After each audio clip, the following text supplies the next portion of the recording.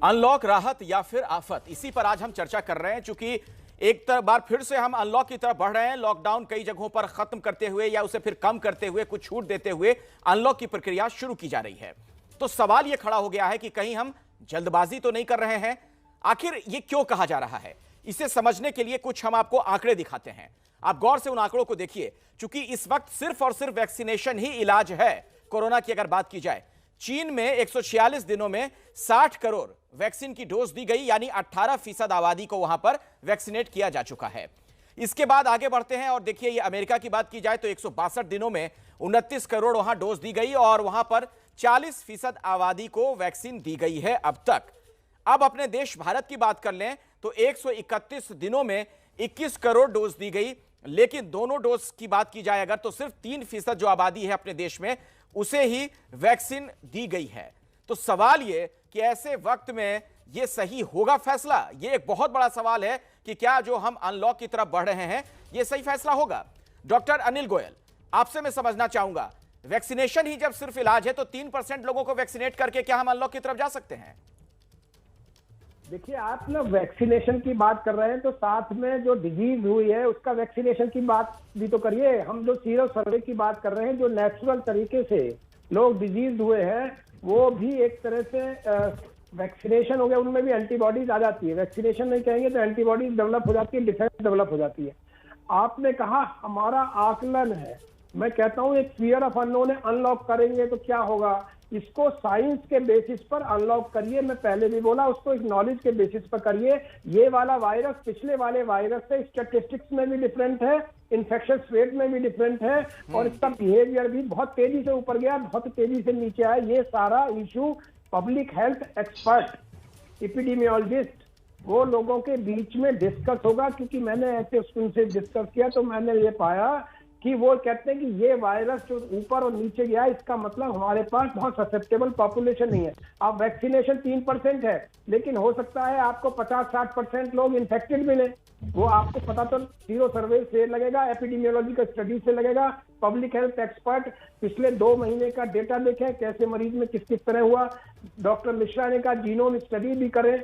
वो सारा करने के बाद हम अपना डिसीजन एक साइंस पर बेस्ड करें, एक इंफॉर्मेशन पर बेस्ड करें, एक पब्लिक हेल्थ एक्सपर्ट्स के साथ मिलकर बेस्ड करेंगे तो हमको ये नहीं लगेगा कल क्या होगा। ये साइंस का युग है, हम कल क्या होगा पर नहीं होंगे। अगर हम साइंस के बेसिस पर चलेंगे तो हमको लगता है कोई समस्या नहीं आएगी।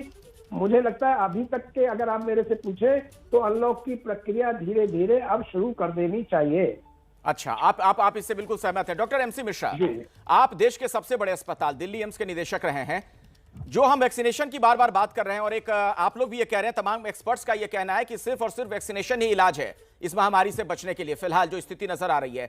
मैं आंकड़ा दिखा रहा था दर्शकों को, 3% आबादी को वैक्सीन देने के बाद क्या हम अनलॉक की तरफ जाएं? नहीं, इसको दूसरी तरह से हमको देखना पड़ेगा। देखिए, हमें भी पता है कि वैक्सीनेशन जितना होना चाहिए, हमारे पास डोजेस सीमित हैं। और जो आपने तुलनात्मक एक प्रदर्शन इसमें दिखाया है भारत का और चीन का, खैर चीन से तो कंपेयर करना बेकार है, चीन को हम नहीं ट्रस्ट करते हैं बहुत ज़्यादा, उनकी वैक्सीन भी बहुत प्रभावी नहीं है।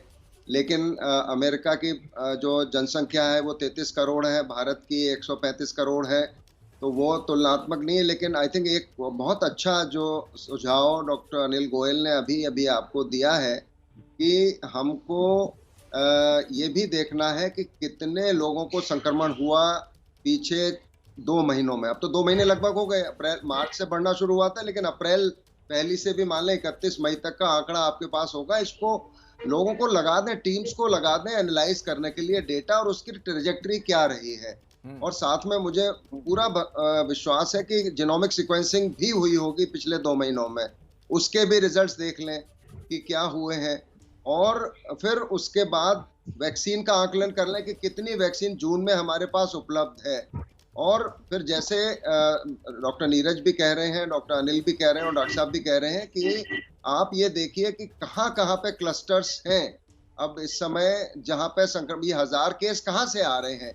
ये रैंडम है या ये कहीं एक जगह से आ रहे हैं या एक एरिया से आ रहे हैं? ये भी बहुत महत्वपूर्ण है, क्योंकि अब ये 1000 कितने टेस्ट हुए और ये 1000 केस जो मिले हमको वो कहाँ से, दिल्ली के लिए तो ये, और हर राज्य के लिए ये संभव है। जैसे यूपी ने एक निर्णय किया है कि जहां जहां भी 600 से ज्यादा संक्रमित होंगे वहां पे हम लॉकडाउन रखेंगे, जहां उससे कम होंगे तो वो प्रतिशत भी देखना है कि भाई 1% है, 2%, कितने पे आप उसको अनलॉक की प्रक्रिया शुरू करते हैं। क्योंकि ये तो बिल्कुल है कि हम वैक्सीन के लिए प्रतीक्षा नहीं कर सकते कि वैक्सीन बढ़ जाए, क्योंकि वैक्सीन एकदम से नहीं बढ़ने वाली है। वैक्सीन ग्रेजुअल बढ़ेगी, सितंबर तक एक साइजेबल हमारी जनसंख्या को वैक्सीन लग जाएगी, एक डोज लग जाएगी। क्योंकि हम मानते हैं कि जून में हमारे पास 9 करोड़ डोजेज हैं, जो स्पुतनिक की भी मिला लें और जो भी 2 वैक्सीन चल रही है इनको मिला लें। अभी फाइजर से चल रही है बातचीत, वो वैक्सीन जाके सितंबर अक्टूबर में देंगे 5 करोड़। तो वो तो अभी बात की बात है, लेकिन अभी तक हमें अभी अपने पे ही निर्भर करना है, सीरम इंस्टीट्यूट वाली पे और भारत बायोटेक वाली पे। तो 9 करोड़ अगर हम ऐड कर लेते हैं जून में, अभी 20 करीब हो गई है, 21 हो जाएगी मेरे का, एक कल का दिन और है बीच में, तो 21 और 9 30 हो जाएंगे एक डोज के साथ। अगर हम जुलाई अगस्त सितंबर में 12 करोड़ और कर लें या उससे ज्यादा कर लें बहुत अच्छा है, लेकिन 12 करोड़ तो हमें संभवतः मिलेगी जुलाई अगस्त सितंबर में, तो 36 ये हो जाएगी। तो हमारे लगभग 66 करोड़ लोग सितंबर के आखिर तक एक डोज सबको मिल जाएगी, और काफी लोगों को 2 डोज भी मिल चुकी होंगी। फिर डॉक्टर अनिल गोयल ने एक बात और बहुत महत्वपूर्ण कही कि जो लोग संक्रमित हुए हैं उनको प्रोटेक्शन ऑलरेडी बन गया है, जो चलेगा अभी आने वाले समय में। ठीक है। जैसे सरकार ने भी ये कहा है कि जिनको संक्रमण हो चुका है वो 3 महीने 6 महीने बाद भी एक वैक्सीन लगवा लें तो उनको कोई दिक्कत नहीं है। दूसरे सीरो सर्वे से आपको जैसे पिछली बार किया था, उससे कुछ ना कुछ हमें जरूर ये डेटा मिलेगा कि भाई कहाँ पे कितना हुआ है। लेकिन मैं फिर कहूंगा सीरो सर्वे एक ज्यादा नंबर पे करें, कम नंबर पे ना करें, और काफी डिस्ट्रिक्ट्स में कर लें, दिल्ली के ज्यादातर डिस्ट्रिक्ट्स में, अगर दिल्ली की हम बात कर रहे हैं। बाकी राज्य भी ऐसे ही करना पड़ेगा। तो इस पे हमें ज्यादा ध्यान देने की जरूरत है, जीनोमिक सीक्वेंसिंग पे और दूसरे सीरो सर्वेस पे, बाकी राज्यों के लिए भी। अब वहां पे कितने हम तैयार हैं उसके लिए ये सारी सरकारों को देखना पड़ेगा। तो ये जो एक हफ्ते का समय बढ़ाया है कुछ रिलैक्सेशन देके, इसका पूरा इस्तेमाल करना चाहिए, पूरा प्रयोग करना चाहिए ये सीरो सर्वेस के लिए। ये बहुत महत्वपूर्ण हो जाता है, और फिर उसके बेसिस पे आपकी एक हफ्ते में काफी स्थिति और सुदृढ़ हो जाएगी। ठीक है। और उसके बाद फिर आप धीरे धीरे करें। तो डॉक्टर मिश्रा, आपका क्या मत है कि हम अनलॉक की तरफ अब जाएं? अभी 1 जून से तो बिल्कुल नहीं, एक हफ्ता 10 दिन तो करीब अभी लॉक जो हमने अभी लोगों का एक बिहेवियर किया है उसमें डाला है लोगों को एक मोड में, इतना जल्दी अगर हम जल्दबाजी करेंगे तो वो गंभीर हो सकता है। तो आपको ये जल्दबाजी ये चीज नजर आती है। डॉक्टर संदीप नायर, आपका क्या मानना है? पहले तो इसी पर आप राय दीजिए, फिर अपनी बात रखिएगा कि क्या अब वक्त आ गया है कि हम अनलॉक की तरफ जाएं, और अगर जाएं भी तो क्या तमाम सर्वे करके जाएं? बिल्कुल जी, जब तक सर्वे नहीं होगा आई थिंक हमें पता ही नहीं चलेगा हम किस दुश्मन के साथ लड़ रहे हैं और हम कितना कामयाब हो गए। आई थिंक एक सर्वे करना बहुत जरूरी है। जैसे डॉक्टर गोयल का बड़ा इंपॉर्टेंट पॉइंट है, चाहे वो वैक्सीन लगे या अनफॉर्चुनेटली अगर पेशेंट संक्रमित हो गया है तो उसकी एंटीबॉडीज बनी है, किसी भी कारण से अगर एंटीबॉडीज बन गई हैं और वो अगले महीनों के लिए सुरक्षित है, तो एक पॉइंट है कि हम मान सकते हैं कि हर्ड इम्यूनिटी की तरफ हम जा रहे हैं। लेकिन बिना सर्वे के हमें ये मालूम नहीं चलेगा, और ये कितना भी टाइम लगे, कैसा भी टाइम लगे, लेकिन जो कोविड अप्रोप्रिएट बिहेवियर है वो अपनी जगह है। चाहे हम सारे के सारे वैक्सीनेट हो जाए, लेकिन अभी कोविड अप्रोप्रिएट बिहेवियर को छोड़ नहीं सकते। अब ये जल्दबाजी है कि नहीं है, ये बड़ा टफ क्वेश्चन है, क्योंकि वो भी खोलना बहुत जरूरी है, क्योंकि हमारी इकोनॉमी भी is going down the hill. So gradually खोलना चाहिए, but again strict law enforce करना चाहिए। जो भी नियमों को तोड़ेगा उनको ऊपर स्ट्रिक्ट लॉज लगाने चाहिए, सो दैट एक डिसिप्लिन के साथ काम होना चाहिए। जी डॉक्टर नीरज निश्चल, देखिए ये भी एक बहुत बड़ी सच्चाई है कि अपने देश में एक ऐसी आबादी बहुत बड़ी संख्या में है जो रोज कमाने खाने वाली आबादी है। लॉकडाउन की वजह से सबसे अधिक प्रभावित वही लोग होते हैं, भले इस बीमारी की वजह से प्रभावित वजह से कईयों के सामने भूखे मरने की नौबत आ जाती है।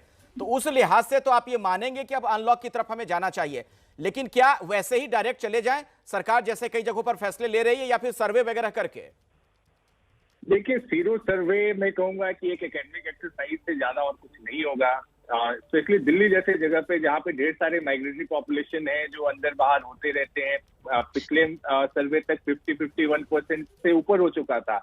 प्लस ये वेव के बाद हम एक्सपेक्ट करते हैं कि जो सीरो सर्वे में जो प्रेवलेंस है उससे ज्यादा ही मिलेगा। तो आई डोंट थिंक उसमें हमें कुछ अलग मिलने वाला है। एंड जो ये एक गलत फहमी लोगों में है कि एंटीबॉडी लेवल चेक कर लेने से या उससे प्रोटेक्टिव लेवल उनका पता चल जाएगा, ये भी थोड़ा सा मैं कहूंगा कि अभी डाइसी सिचुएशन है, उस पर हम ब्लाइंडली विश्वास नहीं रख सकते। तो आप जैसे कह रहे हैं कि वैक्सीनेशन ही इसका सोल्यूशन है, मैं कहूंगा वैक्सीनेशन के साथ साथ जो कोविड अप्रोप्रिएट बिहेवियर है ये बहुत जरूरी है। जब तक एक भी केस है हम ये कोविड अप्रोप्रिएट बिहेवियर नहीं छोड़ सकते हैं, ये बहुत जरूरी है। और वैक्सीनेशन के साथ साथ हमें बार बार रीइंफोर्स करना पड़ेगा कि कोविड अप्रोप्रिएट बिहेवियर है। मैं कहूंगा कि सीरो सर्वे में ऑफकोर्स करना है करें लोग, लेकिन ये बहुत जरूरी है कि स्ट्रिक्टली जो रूल्स है वो रीइंफोर्स करें कि अगर फिजिकल डिस्टेंसिंग की बात है तो वो फॉलो होगा, सोशल गैदरिंग के लिए मना ही है तो मना रहेगा, इरिस्पेक्टिव ऑफ कि कौन है, कोई फर्क नहीं पड़ता। But this type of behaviour has to be change. और जैसे मैंने कहा कि ये लॉकडाउन एक माइक्रो कंटेनमेंट जोन की तरह जहां केसेस बढ़े वहां पे इम्पोर्ट कीजिए। हमने काफी कुछ सीखा है कि किस वे में इसको हम इम्पोर्ट कर सकते हैं। तो एक ब्लैंकेट लॉकडाउन की बजाय हमें एक micro containment zone, micro lockdown के फेवर में ज्यादा रहना चाहिए। जहां भी केसेस बढ़े वहां फटाफट से आप चीजों को कंट्रोल कीजिए और अनलॉक की प्रक्रिया तो हमें शुरू करनी ही पड़ेगी। We can't. देखिए, एक बात आप तमाम लोग जो बार बार कह रहे हैं कि आम लोग जो हैं उनके व्यवहार को भी बदलने की जरूरत है, वो भी सोशल डिस्टेंसिंग के नियमों का बहुत सख्ती के साथ पालन करें, मास्क वगैरह लगाएं। लेकिन डॉक्टर अनिल गोयल, हमारा जो पुराना अनुभव रहा है वो तो यही कहता है कि ऐसा नहीं होता है बिना सख्ती के। हम लोगों ने देखा पिछले दिनों में तमाम कार्यक्रम, शादी विवाह, सारी चीजें, भीड़ वाले कार्यक्रम शुरू हो गए थे, तमाम राजनीतिक पार्टियां चुनाव में लग गई थी, धरना, प्रदर्शन, रैलियां, सब कुछ हम देख रहे थे, भाषण। ये होगा कैसे फिर बिना लॉकडाउन के? ये मुमकिन कैसे होगा फिर? सवाल तो ये है।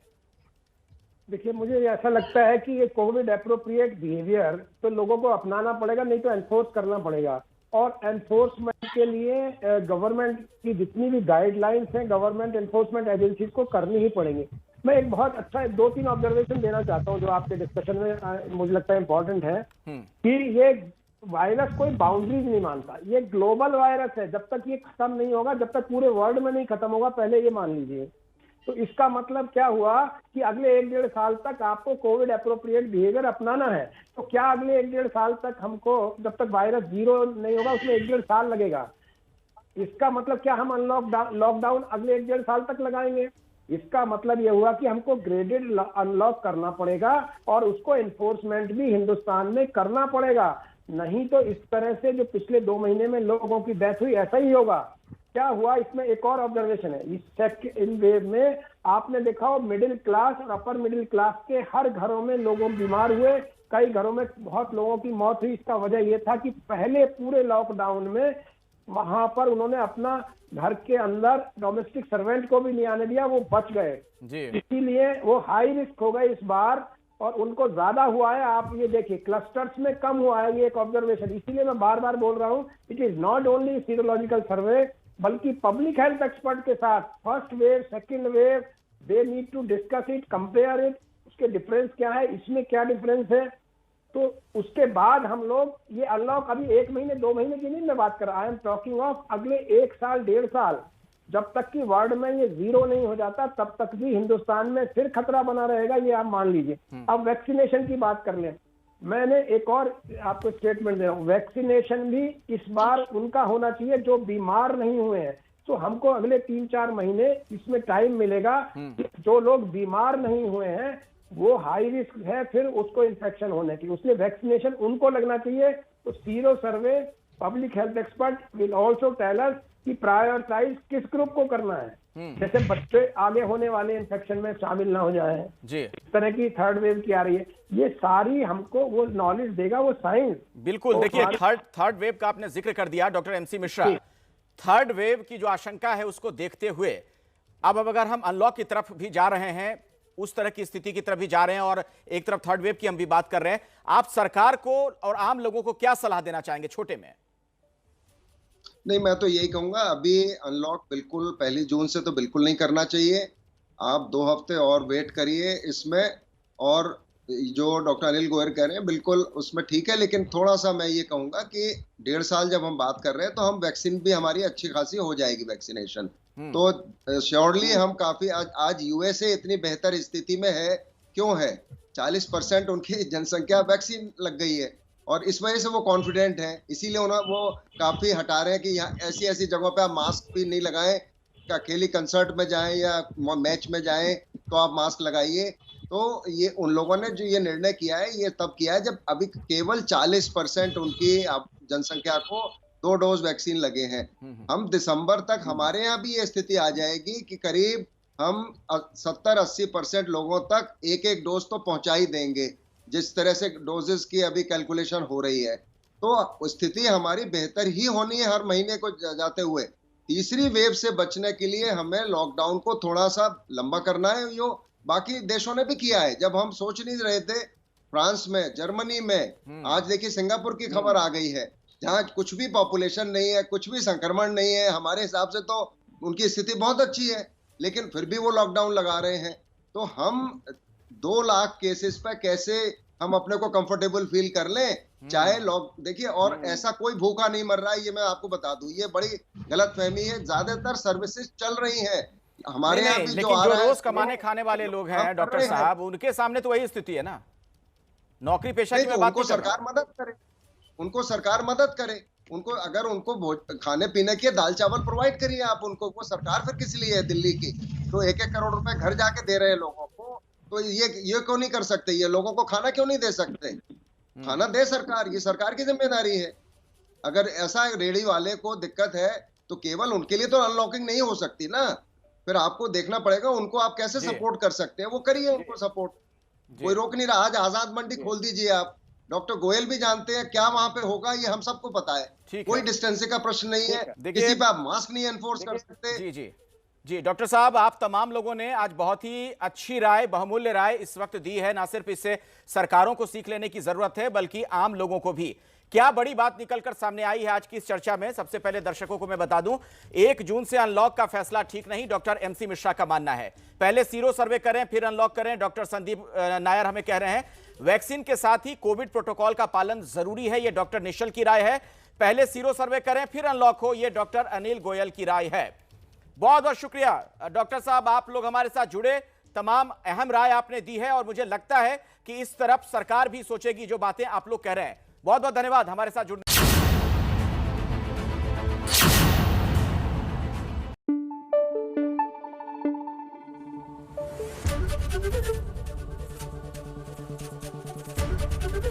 ABP न्यूज आपको रखे आगे।